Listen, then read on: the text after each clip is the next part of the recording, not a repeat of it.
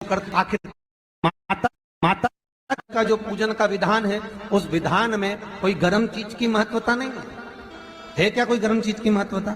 फिर भी दुनिया के लोग अपनी बुद्धि लगाकर माता की जब पूजन करने जाते हैं तो वहां अगरबत्ती भी जलाते हैं और दिया भी जलाते हैं।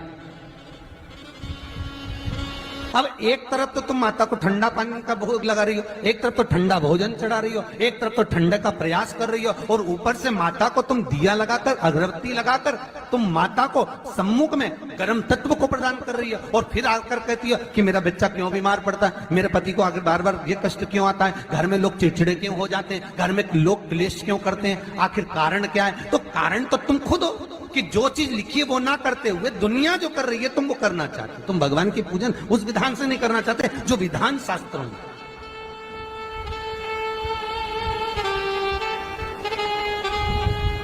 जो शास्त्रार्थ विधान कहता है। महाराज, शीतला माता की पूजन में कहीं ऐसा लिखा है कि तुम दिया लगाना, अगरबत्ती लगाना? शीतला माता की पूजन में लिखा है एक लोटा पानी लेना, उस जल में पुष्प आदि लेकर माता को ठंडा भोजन का सुंदर भाव से माता का स्नान कराकर पूजन करना, अर्चना करना, कुंकू चावल रोली मोली जो चढ़ा सकते हो, चुनड़ी वस्त्र आदि जो चढ़ाना हो चढ़ाओ, पर यह नहीं लिखा कि तुम दिया भी लगाना कि अगरबत्ती भी लगाना, क्योंकि गर्म तत्व वहां चाहिए माता। वो शीतल है, शीतला। और अगर तुम दिया लगा भी रहे हो, मान लो दिया अगर तुम लगा भी रहे हो तो उसके सम्मुख ना लगे, उससे दूर, बहुत दूर। ठंडे समय में, शीतल समय में शीतला माता ने ये नहीं किया कि रोटी बना के उठो और थाली लेके लाइन में लग जाओ।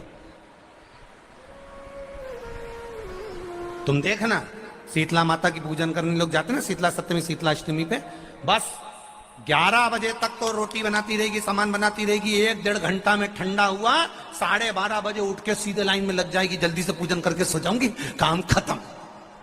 शीतला माता ने भी सोच लिया, बस तूने मुझे बेवकूफ बनाया, अब रुक जा तू।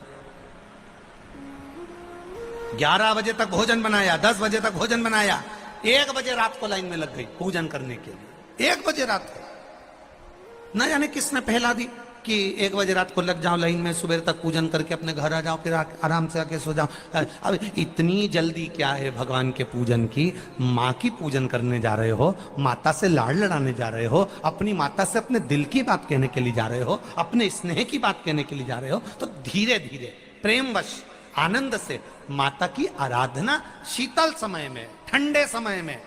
ठंडे समय का मतलब है भीतर से ठंडे होकर, अपने भीतर से ठंडे होकर। अब अपने भीतर तो ठंडा ही है ही नहीं ना, जल्दी जल्दी चलो, और आधी बहुत पतली खुशी है, और और ये कितना बड़ा कपड़ा थाली पे ढाक ढुका के लाइन में खड़ी है शीतला माता। शीतला माता, या हाथ में लोटा या हाथ में थाली, और इतनी देर में पड़ोसन निकल के बाजू में से जा रही थी और लोटा थोड़ा सा ढुल गया। अब यहां शीतला माता की पूजन करने आई और ये हो गई चंद्र घंटा, लोटा जरा सा ही पानी का झलका, देख के नहीं चल सकती। ठंडा भोजन हाथ में, लोटा ठंडा पानी का, और अंदर अग्नि। शीतला माता भी कह रही इसको अजान दो पहले, इसको। क्या मतलब? भीतर से शीतल हुई है, भीतर से ठंडे हुई है। चित्त, वृत्ति, मन जब भीतर से शीतल होगा, ठंडा होगा, तो मेरी शीतला माता, तुमने पूजन करा ना करा, मेरी शीतला माता प्रसन्न हो जाएगी। बस भीष्म भूमि पर गिरा, और भूमि पर गिरने के कारण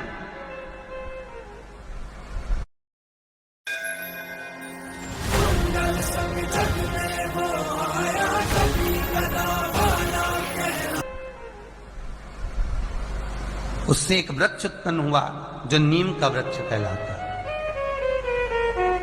मेवाड़ी का वृक्ष कहलाता है। इसलिए साउथ में, दक्षिण में नीम के वृक्ष को स्वयं देवी का प्रतिबिंब माना जाता है। नीम के वृक्ष को स्वयं माता का प्रागट्य उत्सव माना जाता है। नीम के वृक्ष को स्वयं देवी का भाव वर्णित किया जाता है। और बहुत सुंदर बात है महाराज जी, जिसके शरीर में माता निकल गई हो, दाने दाने पड़ गए हो पूरे शरीर में, बुखार भी बहुत तेज आ रहा हो और पूरे शरीर में माता जी निकल गई हो, एक लोटा पानी जिसके शरीर में माता जी निकली है उसके पास में रख दो और वो पानी उठाकर नीम के पेड़ में उस व्यक्ति के ऊपर से 7 बार उतार के नीम के पेड़ में डाल दो। 3 दिन के अंदर उसकी माता जो शरीर में निकली हुई है, दाने दाने पड़े हुए हैं, जो बुखार बहुत तेज आ रहा है, उसमें धीरे धीरे आराम मिलना प्रारंभ हो जाता है। यहां तक शास्त्र कहता है कि किसी व्यक्ति को अचानक बहुत तेज बीमार आ गया, बहुत तेज बुखार आ गया, या एकदम, हम तो यहां तक कहेंगे कि ये वायरस चल रहा है, महामारी चल रही है और कंठ में भी आपको अगर जलन पड़ रही है, कंठ रुक रहा है, बुखार बहुत तेज आ रहा है, शरीर में ताप है, डॉक्टर को दिखाओ मना नहीं है, सब कुछ करो मना नहीं है, पर 1 लोटा पानी अपने ऊपर से उतार कर 21 बार नीम के पेड़ में ले जाकर नाम गोत्र बोलकर डाल दीजिए और नीम के पेड़ के नीचे की मिट्टी को अपने कंठ पर लगा लीजिए। 20 से 25 मिनट बाद आपको आराम लगना प्रारंभ हो जाएगा। ये उमा देवी है। जगह की मिट्टी काया के रोग को ठीक कर देती है महाराज। अगर किसी व्यक्ति को चर्म रोग हो गया, कुष्ठ रोग हो गया, चमड़ी सफेद पड़ गई, रोग समाप्त नहीं हो रहा, बढ़ते जा रहा है, औषधियां आपने बहुत कर ली, तो 3 जगह की मिट्टी आपको फल प्रदान करेगी।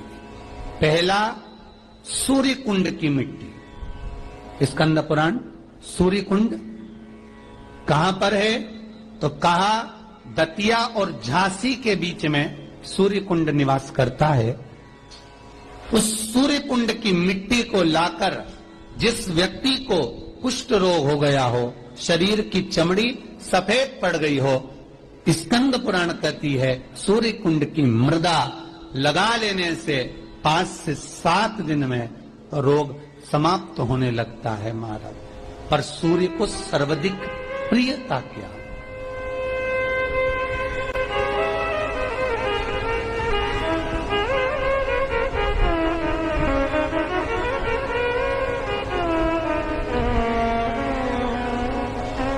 सर्वाधिक प्रियता सूर्य को क्या? क्योंकि सूर्य तपता है, तो उस तपन को मिटाने के लिए सूर्य देवता के शरीर पर गाय का घृत मला जाता। जैसे शनि को तेल लगाया जाता है, सूर्य को घृत मला जाता। इसलिए सूर्य कुंड का एक नियम है कि सूर्य कुंड पर से अगर हम मिट्टी लेकर आते हैं, शरीर पर लगाने के बाद जब शरीर का चर्म रोग समाप्त हो जाए, सफेद